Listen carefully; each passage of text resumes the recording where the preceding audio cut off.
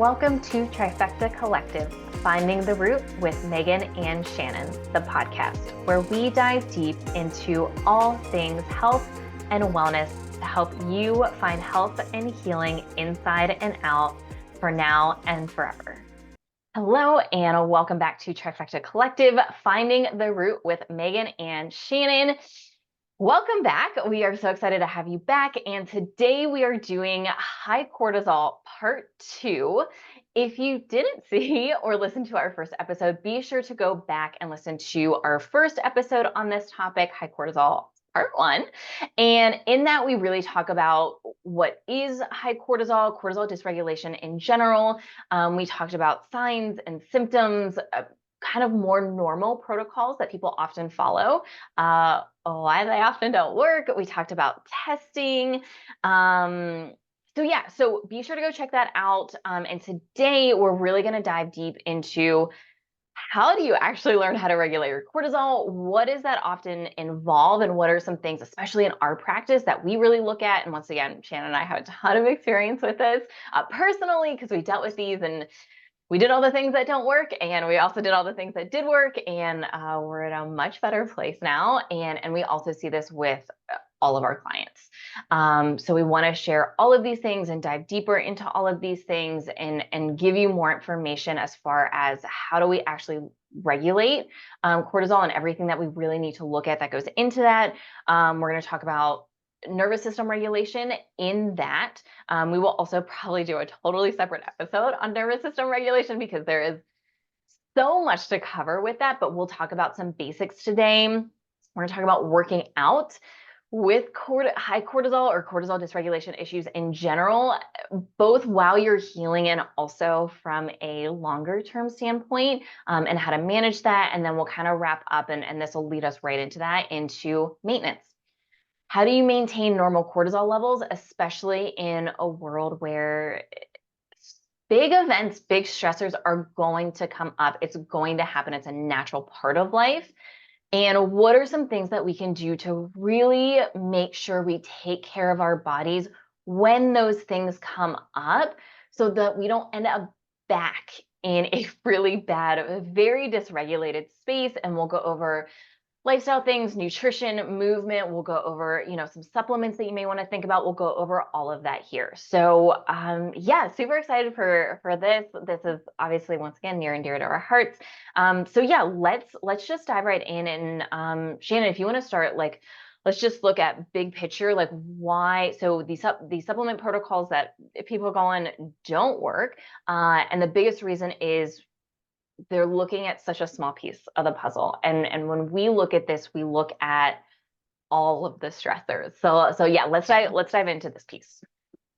Yeah. So I think starting by saying, it's really important to remember that mind and the body are connected. So that's why, one big reason we can't just take supplements that are going to support our adrenals and then expect it to fix our cortisol regulation. So much more to it than that. And we live in a world, you just touched on this, but there's so many stressors around us. So we have our external stress or just our own personal stress that's going on in life. We also have a ton of toxins around us and we can't get away from it. It's our environment. It is what it is. So, but when it comes to the point where it's an overload in the body, as far as different things, general toxin overload. But when I say that, I mean things like parasites, heavy metals, it could be mold, just regular chemical exposure. There's so many different things. So those things alone, when we have that toxin overload or imbalance in our body, is causing stress on it. And it's going to prevent us from making it easier, I guess you could say, or making it easier to regulate your cortisol levels. So it's really important that we have to address it from kind of 3 points, actually. So you touched on this too, the nervous system regulation point, which is kind of the mental health point, the toxin overload point, and just taking care of your body too. Yeah, absolutely. And the analogy that I like to give, and I did not make this up, so I'm not taking credit for it, but I like to use this analogy. It is used pretty across the board among practitioners here. But this idea of a stress bucket, where we have this bucket, and basically it's everything, every stress that is going on in our life, and we have, some of the things that are uncontrollable, work stress, family stress, general life stress, like so that's a certain amount in the bucket, and often we don't have a lot of control over that. So maybe it's a little bit sometimes, maybe it's a whole lot, a lot of the time. And so it's like, what else can we take out of the bucket? And so other things that fill up this bucket, toxins. Like you can clean living helps, changing your products, water intake. Like if you can eat organic, you're still being exposed to toxins, just a heads up on your food. Even if you are eating organic, just it's inescapable. And you know, we can end up with dysfunction in our body, and we'll dive deeper into this in just a second here. But if our body's not able to manage the level of toxins for a variety of reasons, stress, chronic stress being a big one, that can add a really big layer of stress to this bucket. And then we can add gut overgrowth, nutrient deficiencies. We add like stomach acid production, like low stomach acid production, immune system getting sick, like all of these things just start to pile up and pile up. And then the nervous system we're going to talk about in a few minutes, but or in a little bit probably. But we look at trauma. We look at, are you in a chronic state of fight, flight, freeze response? Are you able to mentally and emotionally decompress and regulate that stress? Most people it's not, which is where the nervous system dysregulation comes into play. And then we look at like food. What kind of food are you eating? Are you nourishing your body? Are we eating a lot of sugar or a lot of, dyes and other things that can cause stress in our body? Water intake. Is your body dehydrated? That's super stressful. So we're just like keep adding onto this bucket. And if you've got cortisol dysregulation issues, your bucket's too full. And so just like stressing the adrenals is like teeny tiny little piece of the bucket. And that is not going to cut it for the vast majority of people. Now, if your bucket is the tiniest bit full, maybe it'll help for a short amount of time. However, that is not the case for the vast majority of people. And so we got to really take some of these things out of this bucket so that we have room for normal day and life stressors that we don't have control over, and we can control a lot of these things, which is where the toxin overload. So let's dive deeper into the toxin overload piece of this. Toxin overload, kind of two parts to this. One is exposure, and you're probably a little bit more into this than I am. But let's talk about products. Like let's talk about where we're getting a lot of these things from. Yeah, I mean, I hate to say everywhere because I don't want to be that person. But if I'm being realistic, just especially, so let me back up. If you live I live in a city right now, and I know that I'm heavily being exposed to way more things than I would be if I was maybe living in a little bit more secluded area, just from there's tons of cars driving around, pollutants in the air from different businesses. So there's that side of things. And then, of course, what are the products that you're using in your home, on your body, your skincare, your hair care products? I mean, I know you talked about food a little bit, but what oils are you cooking with? What kind of food are you eating? There's so many different things. Air quality, huge thing. Yeah. I know this is for anyone listening, when you hear this, it's really tough to be stop and you want to look at all your stuff and feel oh, I need to switch it out. Right now, I want to get on top of this. That is not the case. I don't want to put that message out there to make you think that, because that's going to make you more stressed out.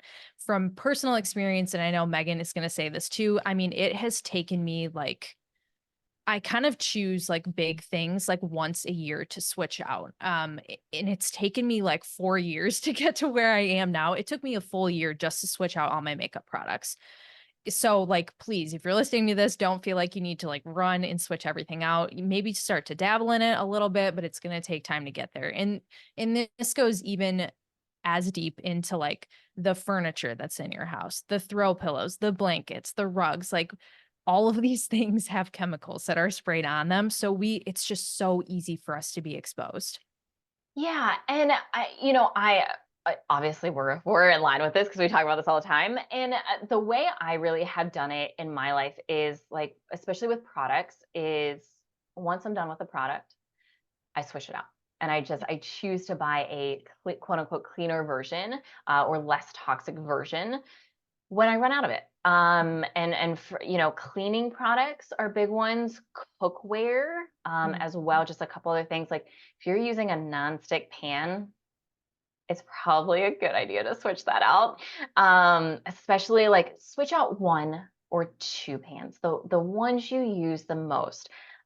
Stainless steel, cast iron, ceramic, like those are going to be better options for you.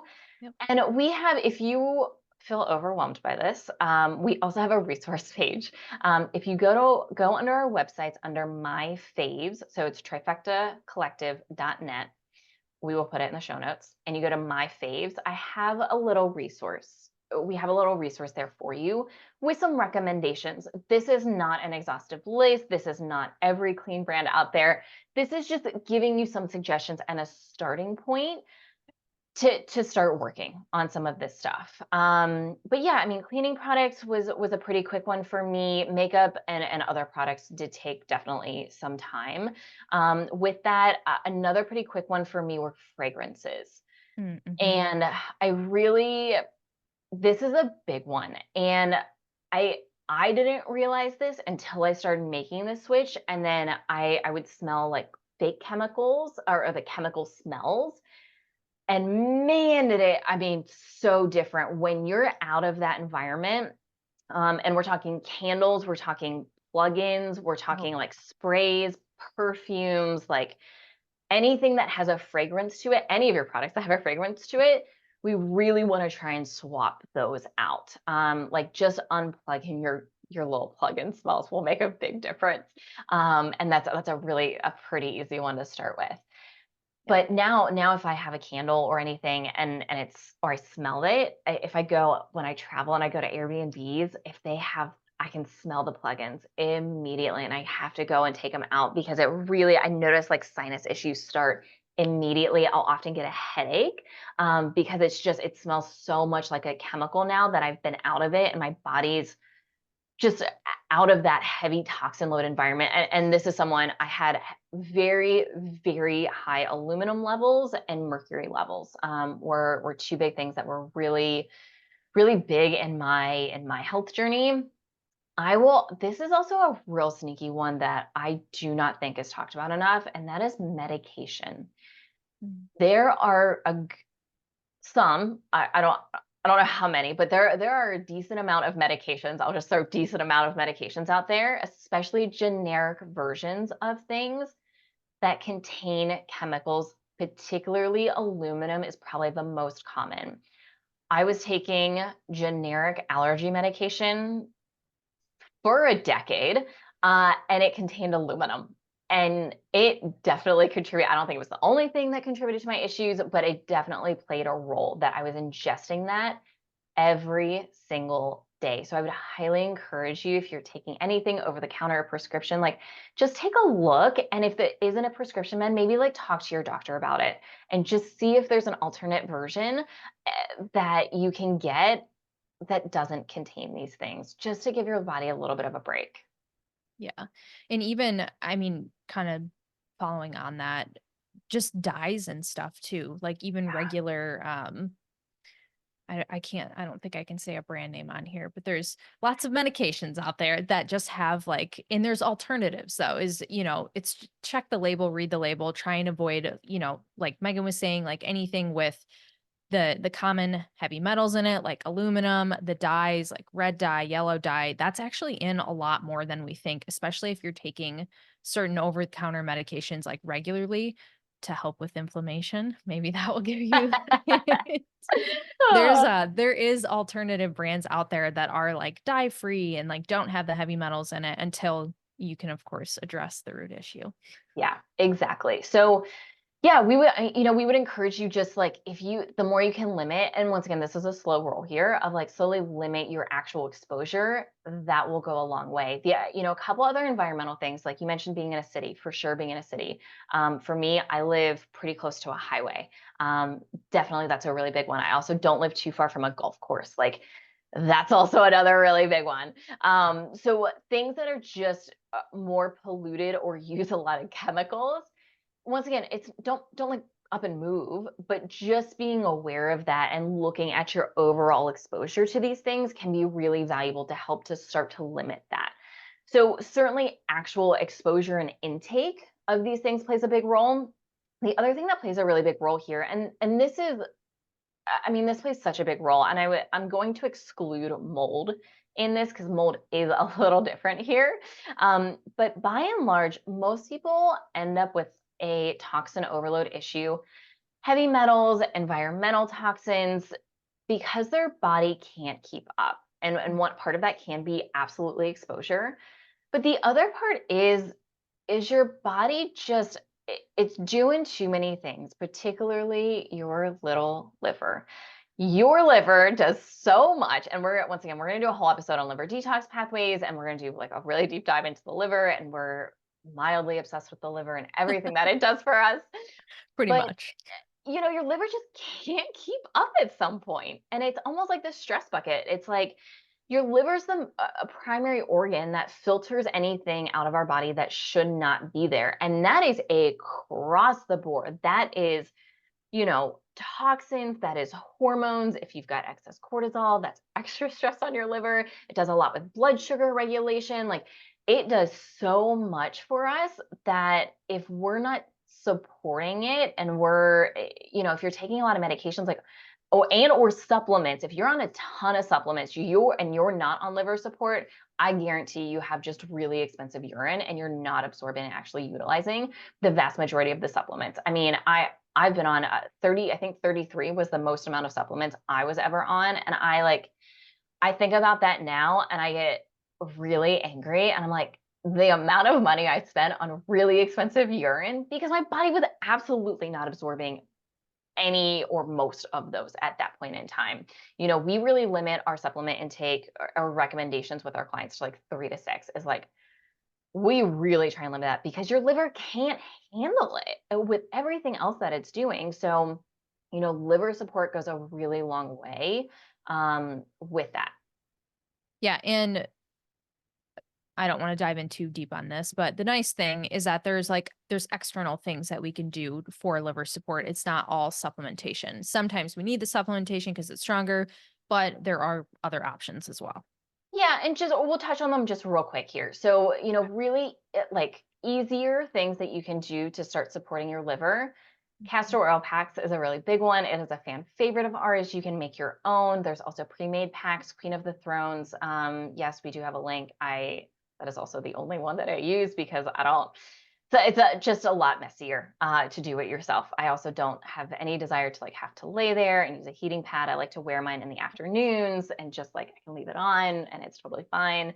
Yeah. Dry brushing is good for the lymphatic system, which also supports the liver. Rebounding or jumping up and down, really supportive. And start with like 10 seconds. Doesn't have to be crazy.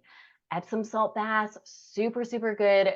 Bath bombs, be very, very careful. Pure Epsom salt with nothing else in it is really great. Sweating, sauna work. We are going to talk about working out, so we're not saying working out to sweat. It's more sweating like the sauna are really valuable tools and lifestyle things that you can add in that are very supportive of the liver. Yeah.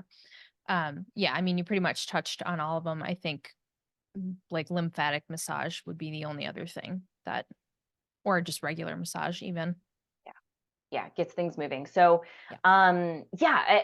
and so that's just very supportive of the liver and helping it froth out all of these extra things. So, Yeah, toxin overload, really, really big one. And we're gonna do once again a whole other episode on like toxin overload, testing, all that kind of stuff. If you've been exposed to mold, I'll just throw this out there. Mold is very complicated. We will do many episodes on it. But if you've been exposed to mold in your house, in your work, and you're experiencing chronic health issues, that's playing a big role.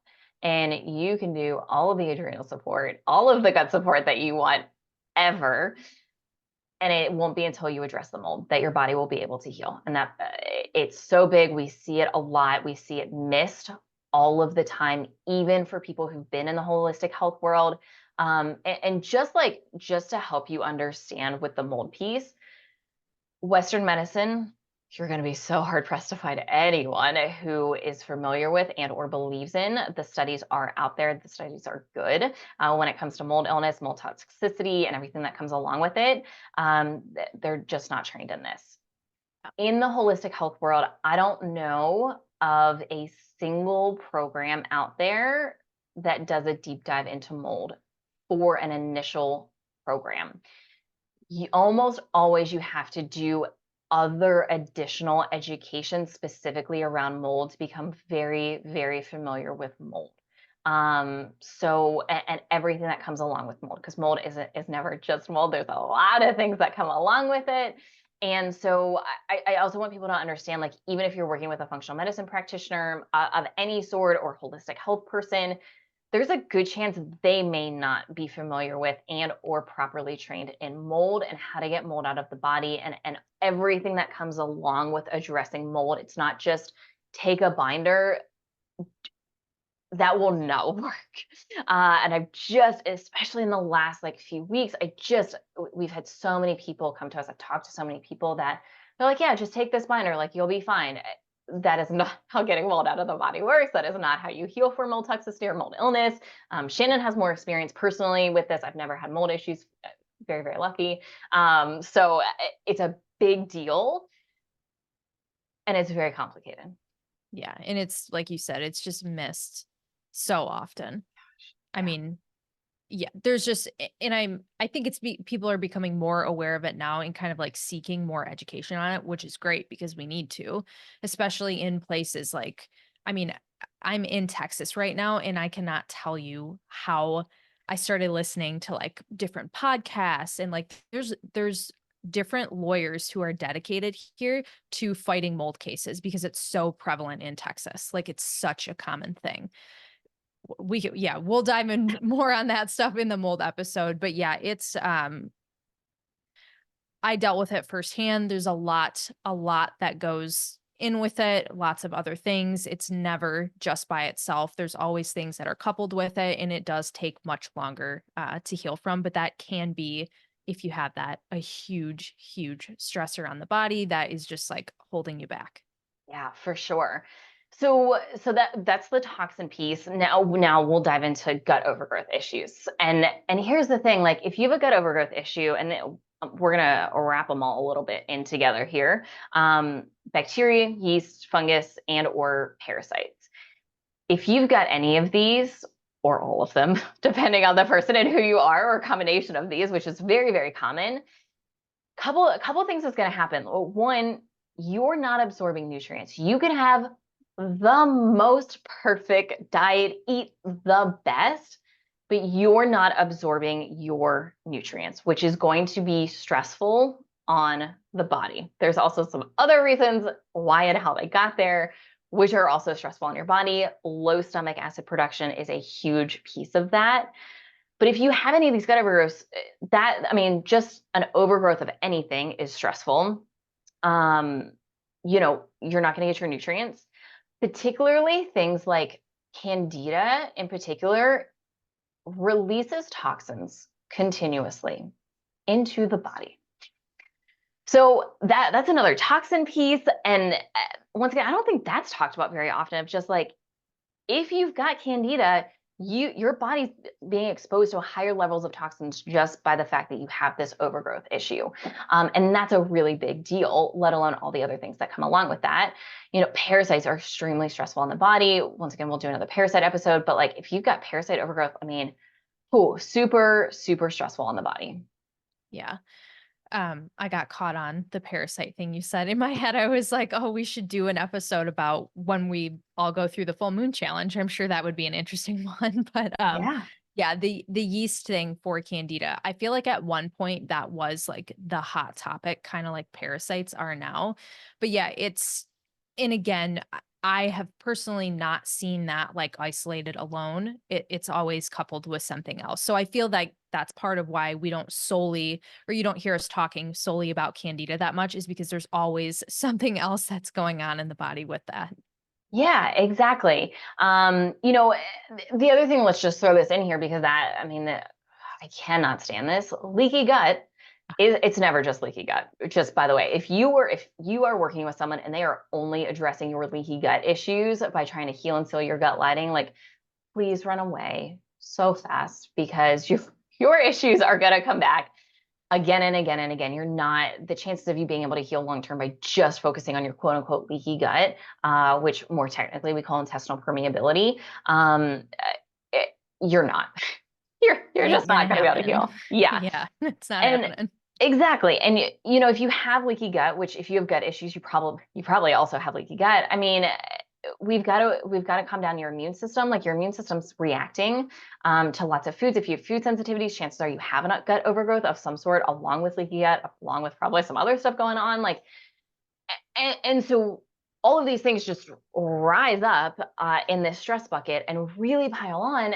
And so you have to look at this because this is such a major factor. And if you don't address these gut issues and all of the reasons why and how they got there in the first place, once again, including, stomach acid level, like yes, the leaky gut is valuable. Like probably have some toxin overload issues. If not gonna lie, that's probably playing a role at some sort or some sort of dysfunction going on that's preventing your body from managing itself because these things should not happen.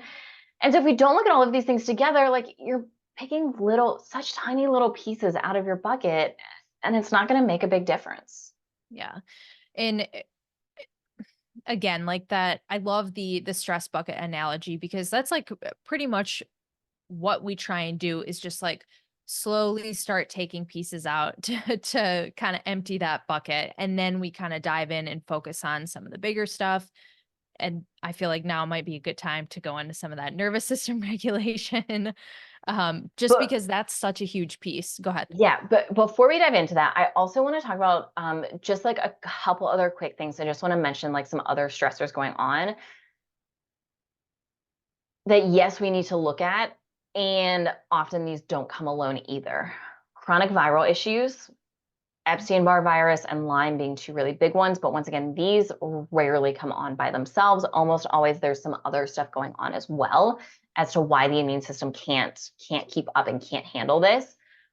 Other hormone, other hormone imbalances, sex hormone imbalances, PCOS is often talked about with cortisol dysregulation issues, estrogen dominance, low progesterone, the transition into like perimenopause and a menopause, like any other hormone imbalances. Yes, we also need to look at those. And once again, they're often not coming along by themselves. But yes, we need to look at all of these things to help the body internally before we talk about more mental and emotional side of things.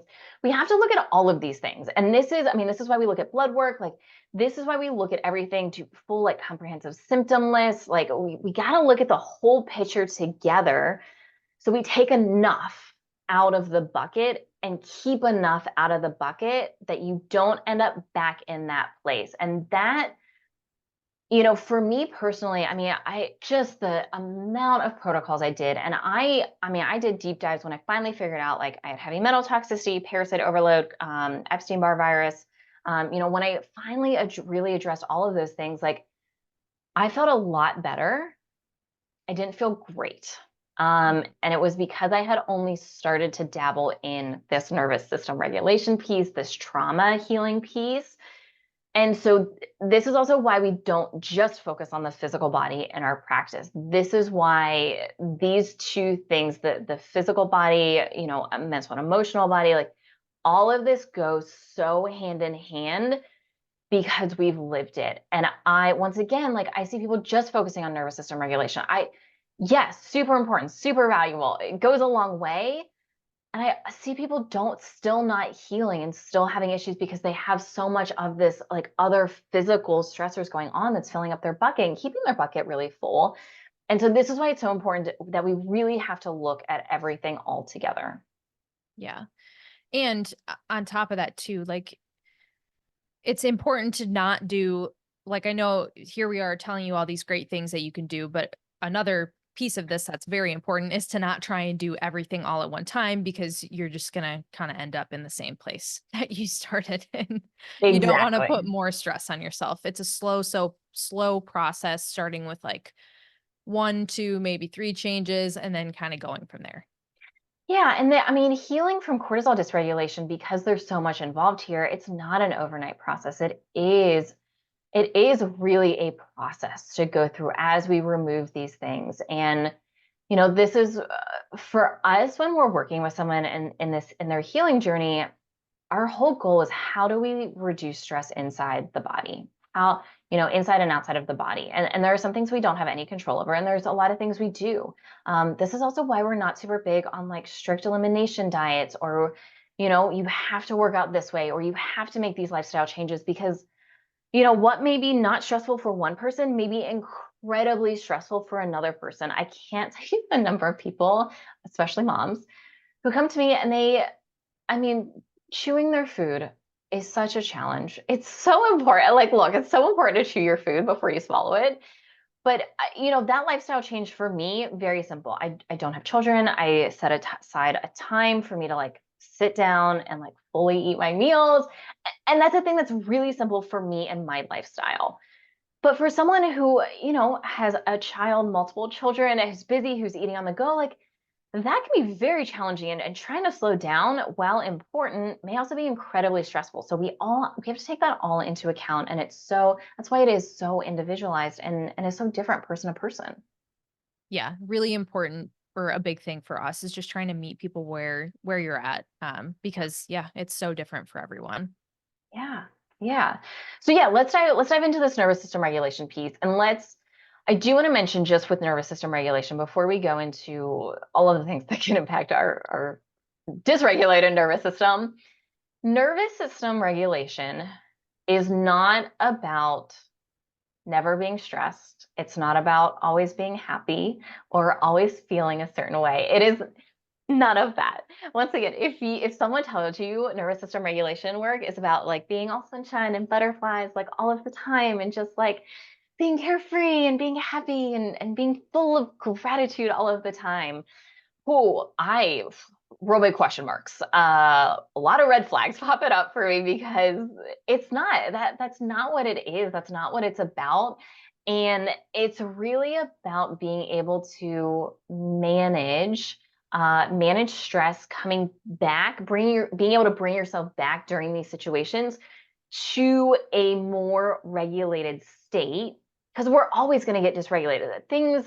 Life is dysregulating, but can we come back into a more regulated state, so that we can sleep, our digestion can be good, like all of these things that are so valuable and important when it comes to having a regulated nervous system. Yeah.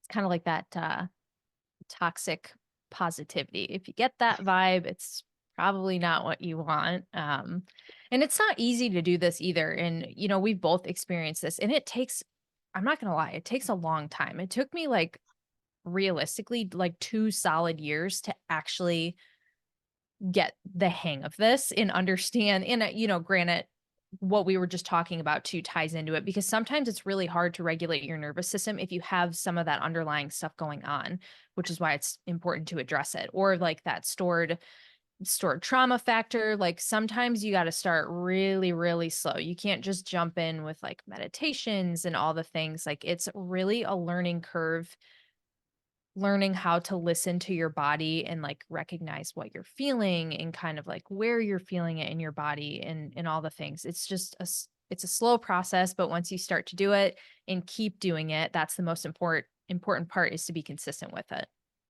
Consistency and just starting somewhere Yeah. is the most important. And for me, I think it took me longer than 2 years. I mean, I don't know. I mean, It I'm took still me, working on it. yeah, I mean, it's a forever, ever process kind of thing. And, in this moment, I'm in a very regulated state. I'll be sharing the reasons why in a future episode here. Um, and yeah, I mean, it took me a really long time, and it really, for me, it was stages. It was like, Yeah. all right, I was regulated enough to be able to sleep through the night, to like have okay energy, to not need like all of the caffeine every single day. And not to feel just like something would like totally set me off, and I'd be thinking about it for hours, days, weeks. And so yeah, it is a slow process. So a lot goes into this. And Shannon, you mentioned stored emotions and stored traumas. And so I want to touch on this piece first. So there's when it comes to nervous system regulation, I've been talking a lot about two pieces of this. One is getting this trauma, getting these stored emotions out of the body, because it can cause actual disease, it can cause actual illness, dysfunction in the body. Couple resources if you're interested in this piece in particular, and how this impacts the body. There's a lot of information if you look at Ayurvedic medicine, anything like Chinese medicine, like acupuncture, does a lot with this. The body keeps the score. I don't remember the author off the top of my head, but this is a really good resource. It is a little outdated, but like full disclosure, but it is a really good resource. I also really like emotion code, body code information, and a lot of people who talk about somatic healing, somatic exercises, somatic movements, like those are all really good resources to dive deeper into this piece of it. Yeah. And for the emotion code, body code portion, that's Dr. Bradley Nelson.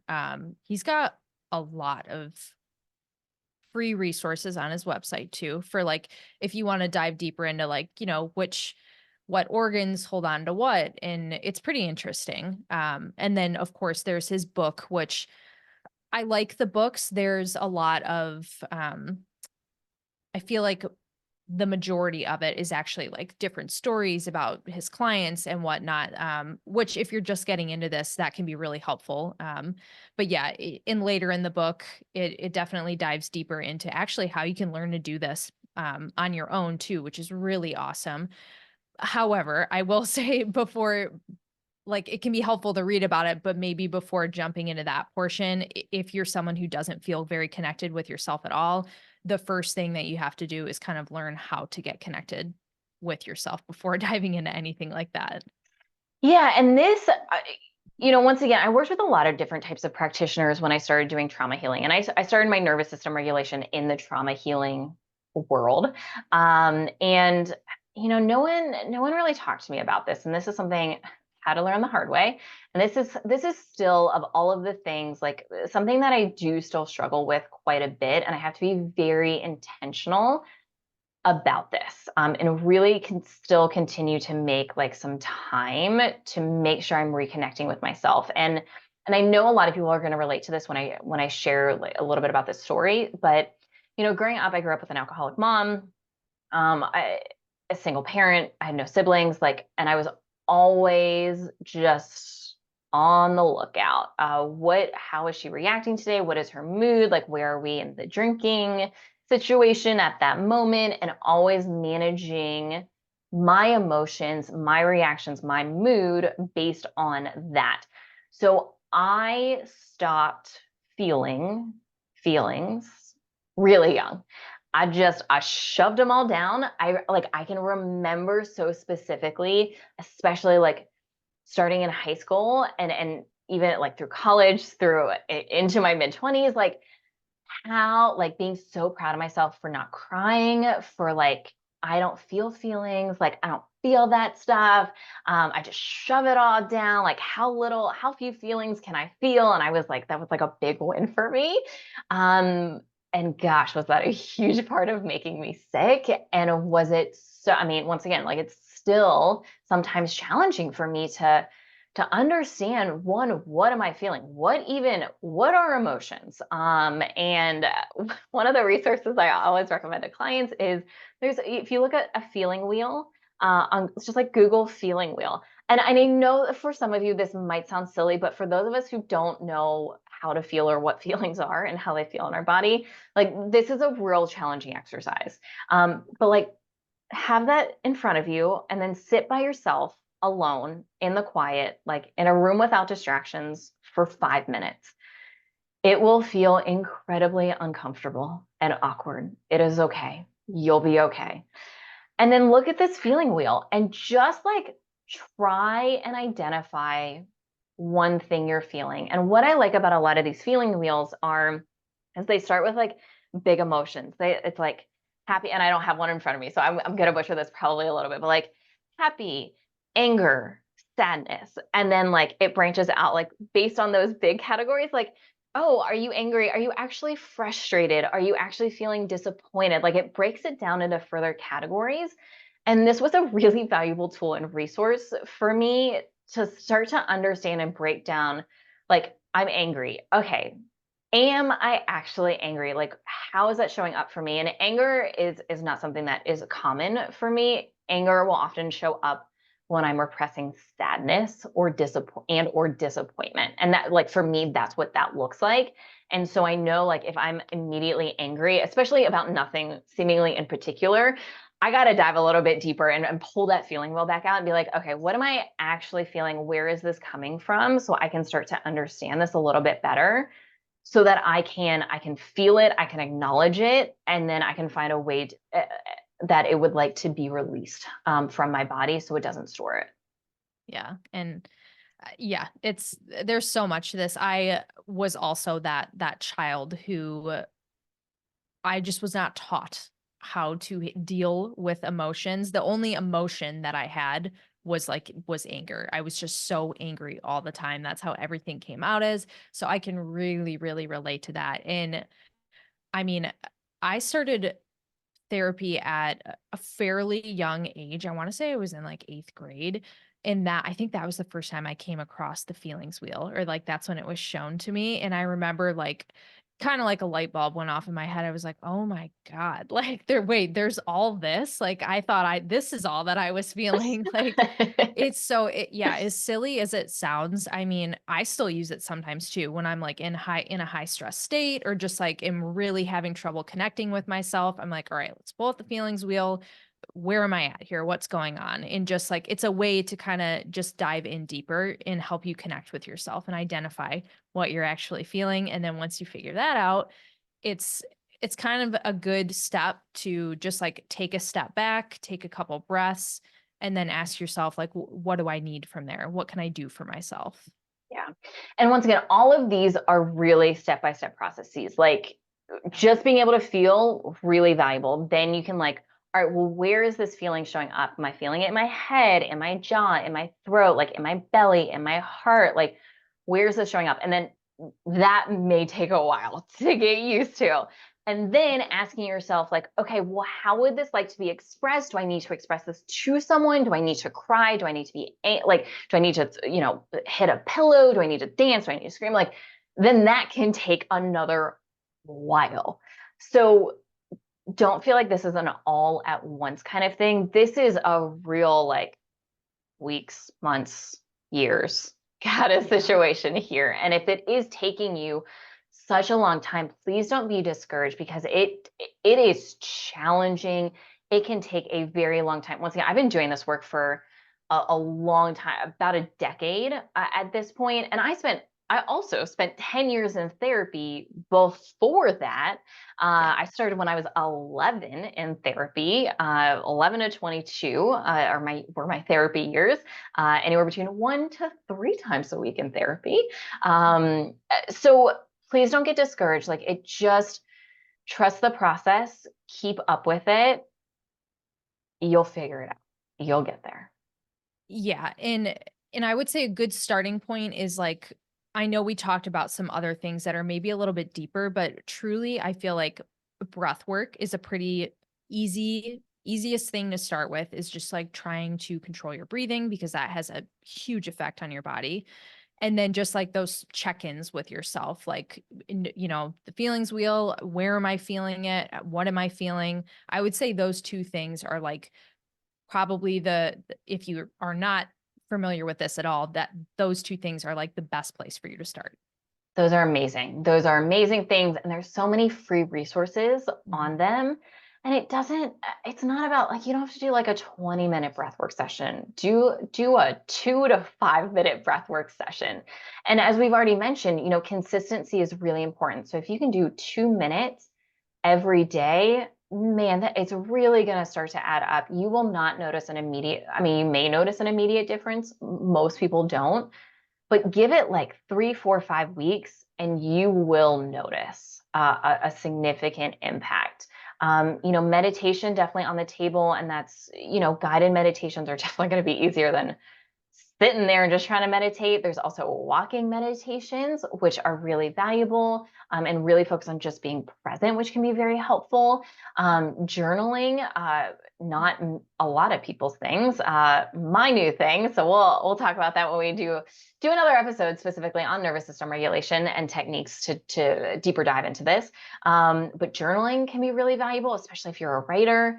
But yeah, there's a lot of techniques here, and then yeah, you get into some other stuff, but the 2 to 5 minutes, start there, be consistent. You can always add more, but those are really good starting points.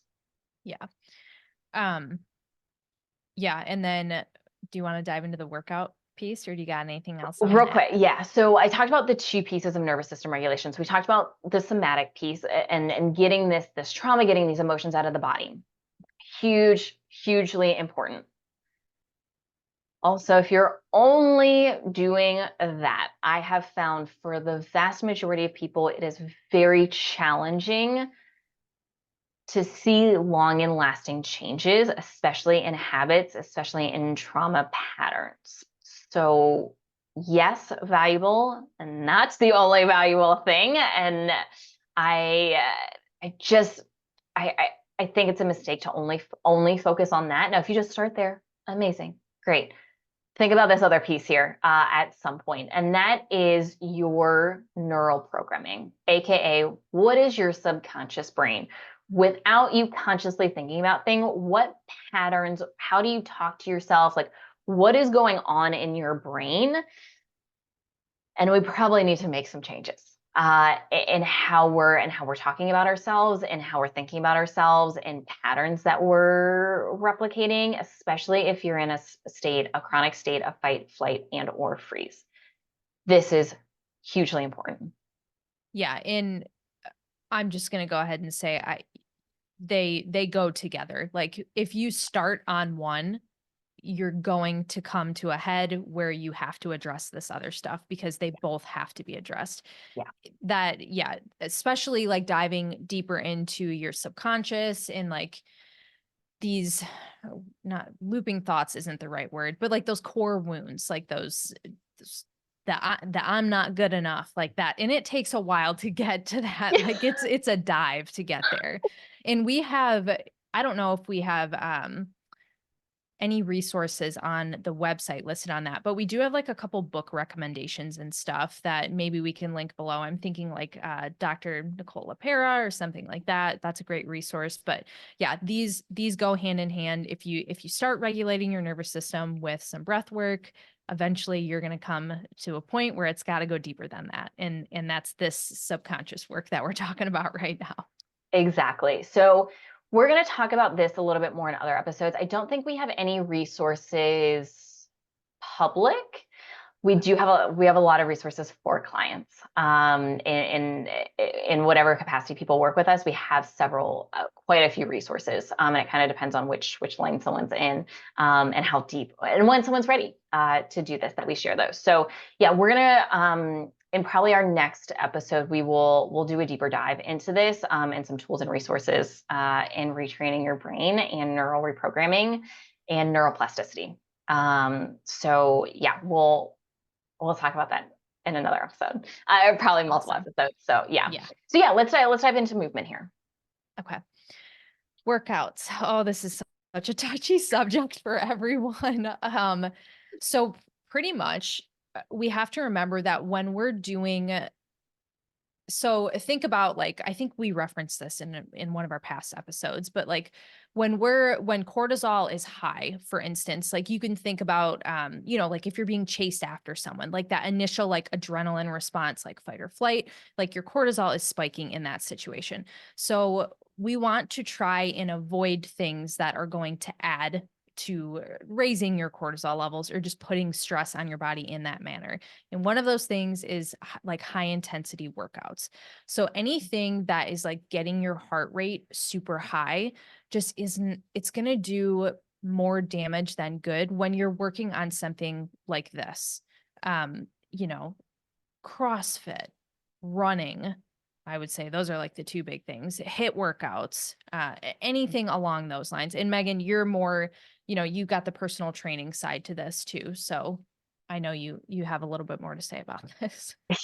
Yeah, I got a lot to say about this because this was also a big thing for me. I mean, I was a group instructor for a popular high intensity interval class. And I just when I really started to learn about this, and I was like, none of these people should be in my class. I should not be in my own class Yeah. because of all of these issues. And here's the thing, like these workouts have value. I'm also going to throw in hot yoga because I think Yeah. that is one that is really missed. And Mhm. not all yoga is created equal. Yoga is great, many different kinds of yoga. When you're in this healing process, a hot yoga or like a real intense kind of yoga flow class is not going to be your friend because it is very intensive. And so, you know, we just they and sorry, backtrack. Too many thoughts. They all have value, Yeah. but while we're healing, while we're in this healing process, we need to be aware, and we're probably going to need to take a little bit of a step back when you're in a more healed position. Yeah, these things are fine to incorporate, assuming your stress bucket has enough space to handle this. So yes, there are health benefits to all of these things. Um, and while you're healing with these issues, probably not going to be helpful, and they can really set you back long term if you continue with them. So yeah, general recommendations kind of while you're in the actual healing process. Heart rate needs to stay low. You should be able to have a very easy conversation while you are doing any sort of movement. Walking, a gentle yoga practice, strength training, once again, where the heart rate stays low and you're able to maintain that kind of level conversation, low impact cardio, Pilates, once again, assuming you can keep your heart rate low and keep up this conversation. And then short, 20 or 30 minutes is probably going to be a good starting point. If you're starting from not moving at all, start with like a 5 or a 10 minute walk, like real easy, real basic. This is not the time to actively push your body to lose weight through a caloric deficit and or extra movement. Your body will not respond because losing weight is a stressor. It is not a bad idea by any stretch for the vast majority of people who are struggling with weight. Now we also need to look at body image issues. Like there's a lot That's of what I other was going gonna on there. say. Yeah, a lot of other factors going on here. But if you're in a place and you have some excess weight, not saying weight loss is bad because it's not. Wanting to transform your body for the right reasons is not bad. Wanting to include your increase your physical performance, totally fine. And this is probably not the time to do that because it is stressful. Being in a caloric deficit, not giving your body the calories it needs, is a stressor on your body. These intense physical things is a stressor on the body. It is a good stressor, but once again, if your stress bucket is overflowing, it cannot handle even a good stressor. So let's take it down a notch. And then just reevaluate when you're in a more healed position. I will also say, even when I was like healed, I had to be super mindful of my workouts. And look, like I am consistently in the gym at least twice a week. I have been for well over a decade at this point. It is a happy place for me. I like working out. I like to lift heavy things. I love to strength train. Like it is a very happy place for me. It is also the reason I was able to get off of all of my anti-anxiety and antidepressant medications. So like yes, from a physical standpoint, it also helped me get rid of all my chronic pain issues, my low back and hip issues. Um, and I mean, it took me a long time to be able to get back to an hour-long workout. And one of the telltale signs that we see here is if you work out, I'll actually give you two. If you work out and you feel more exhausted afterwards or pretty shortly afterwards, your workout was too much. Actually, I'm gonna give you three. Sorry, I just keep thinking of more. If you struggle with sleep the night after your workout, especially if you have a hard time falling asleep and or waking up right around that like 2:30 to 3:30 time frame, it was too much. That's your cortisol spike, that's your adrenaline spike going on. And if you're super sore after a workout, it was too much. So please just be very mindful of all of those things, especially right after you're like early in your healing stages. I also use that as a marker for how much stress my body can handle. And if I do a workout and I wake up at like 3 a.m., I know that it was too much and I need to take a couple weeks probably and back off my workouts a little bit and just do something a little bit less intense. Not that I can't work out, I just need to be a little bit more intentional about taking the intensity down a little bit so that my body can handle and recover and I'm not pushing myself towards overflowing my bucket again. Yeah. And I know that this is like kind of a hard thing to hear. It's just so against like what the rest of the world I feel like is saying. And it can be super confusing when you're hearing like all these different things. As I'm saying that, did we talk about fasting in the first half? Because I feel like that's a big part of this. I don't think so. We let's touch on it real quick. If you can't guess, don't fast. Yeah. It's just if you're in this state, especially if you have like any cortisol issues, like fasting is essentially just going to raise like the stress response on your body and it's going to do all the same things that we're talking about. Pretty much make it so you can't be able to heal. It's just when it's like starving yourself. Like your body needs food for fuel and that is going to help along the healing process. So yeah, I just want to throw that in there really quick. Yeah, don't Yeah. fast. That's not a good time for that. But yeah, and with the workouts, like I mean, I'm going to be honest here. I know Megan, you're in the gym more than I am. I'm not even back to that point yet. And it's been like 4 years for me because I'm just part of a yoga studio. I participate in only the slow classes because that's what feels good for me. I just do like regular mobility, like movements or stretching and walking. And yeah, it's really different for everyone. And I think you'll know too. Like when I'm trying to think when we work with clients, there comes a point towards the end where they're like, okay, I can really tell. Like I'm almost craving movement. I'm ready to get back out there and try something else. And it may be different than what you came from or what you let go of, but there's still plenty of things you can do to get movement in. It just doesn't always have to be so intense. Yeah, exactly. And your body will thank you. And your body will respond better when it's not overstressed by the workout piece. And so this is a nice segue into maintenance. And here's the thing, when it comes to maintaining this, it's really about managing this stress load. So, for me, like just talking about workouts, when I am under a lot of stress for any reason, my workouts are one of the first things that I back off on. And maybe I'll shorten my workout sessions to closer to like 30, 45 minutes. I'll really decrease the weight, decrease the intensity. I also like prioritizing sleep. Like if I'm not sleeping well, I dial in things a little bit more. Nutrition, I try and eat as clean as I can and get lots and lots of good nutrients to fuel my body. Certainly we'll talk about supplements here, but making it like doubling down on my evening routine to like make sure I have enough time that I can decompress from the end of the day so that I can get good sleep. Not fasting, making sure I'm eating breakfast within about 30 to 60 minutes of waking up, making sure I get out and see the natural light in my eyes, especially first thing in the morning, but even just as much as I can throughout the day, really, really valuable. If you work night shifts, having a sun lamp may be a valuable resource for you if you're struggling with a lot of these things.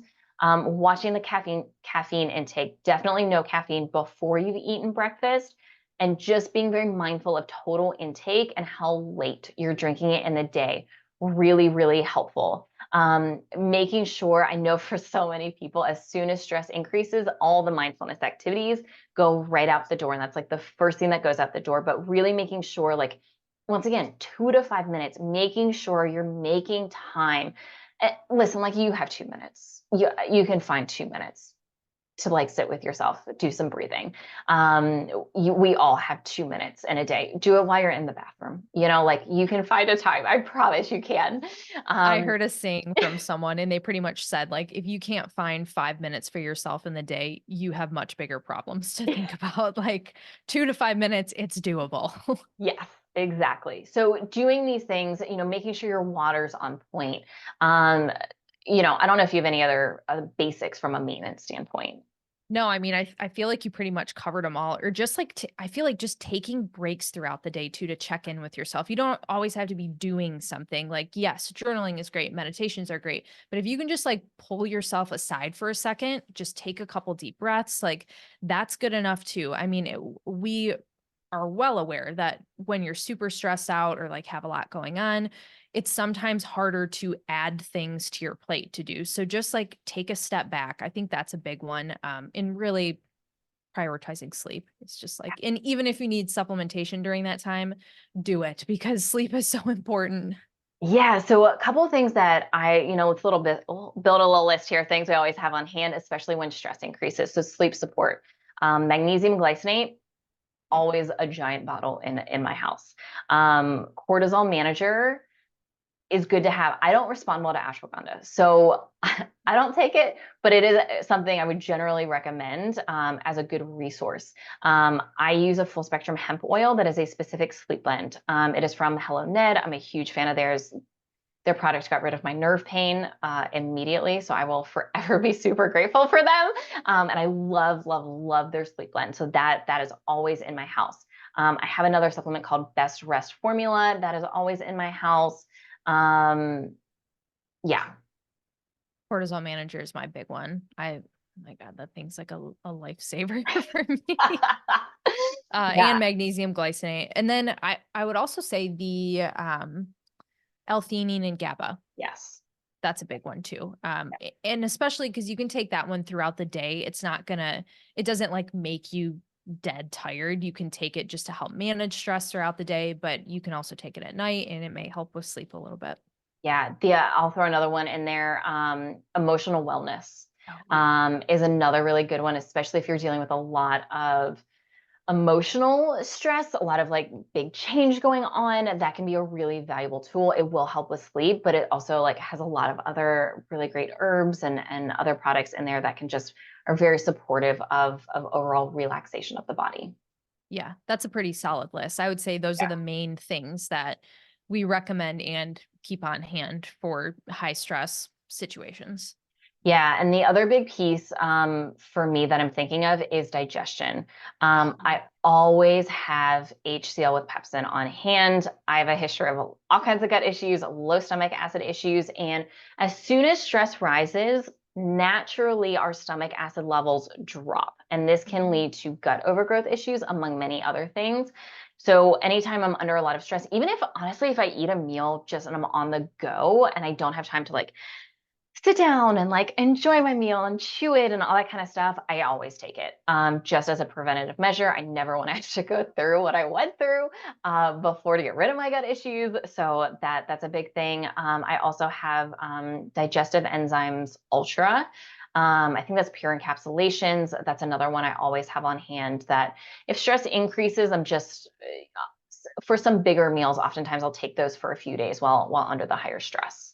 Yeah, same. I'm glad you brought that up because that is a big piece. It's just the first thing in your body that is very easy to get thrown off balance. So we want to make sure we can kind of keep that on track. And that's why supplements are great because it's really easy to just take an HCl with enzymes and then, you're good to go. Exactly. And then the last thing, and this could go supplement or other way, is liver support. Oh yeah. Just, I'll increase castor oil pack use if I can. I'm a big bath person. Like I'll take more baths with Epsom salt in it. And then I have always a couple liver supporting supplements on hand. My go-to is TEDCA. There's one by Body Bio, and then we often use a company called Cellcore. Cellcore is a little bit stronger in my opinion. So I always have that on hand, and I'll often start to take that especially if it's been like a week or so and I'm like, oh, the stress is high, and it's probably going to continue for another week or more. Probably going to add that in, not at full dosages, but at least a half dose or a quarter dose to make sure my liver's getting a little bit more support. Yeah. And there's some basic ones too. I would say like, dandelion root. There's actually a supplement called Biomin that is, it's for bile support, but actually, if you look at the ingredients, it's much for liver support as well. And that can also be a good one too. Yeah, so just little things to add in there. And life happens, and the more you can be prepared, the better off you're gonna be. So yeah, those are kind of our recommendations. And for me, like I've been able to maintain pretty consistent cortisol levels after being so dysregulated for so long by using a lot of these strategies. And look, like I'm not perfect, it's not perfect. Yeah, I've like fallen into bad patterns, and but I've also been able to get out quite quickly, which is really the name of the game here is like when these things happen in life, because once again, life happens here. How quickly can you bounce back, and how can you support your body during that so you don't fall into massive dysregulation issues? Yeah, that's the name of the game. That's the biggest piece is just like, that's the shift that you'll see is, oh, okay, it only took me maybe a day or two to kind of feel normal again, as opposed to months. So yeah, just do what you can, be super gentle on yourself. Yeah. Yeah, for sure. So that's high cortisol part 2. So thank you so much for listening. Hopefully this was super helpful. Be sure to go listen to part 1 if you didn't listen to part 1. And yeah, thank you so much for joining us. Be sure to like, subscribe. We are a brand new podcast. So if you can leave us a 5-star review, it really, really helps us. And we really, really appreciate it. And thank you for joining us. We will see you next time. Bye, everyone.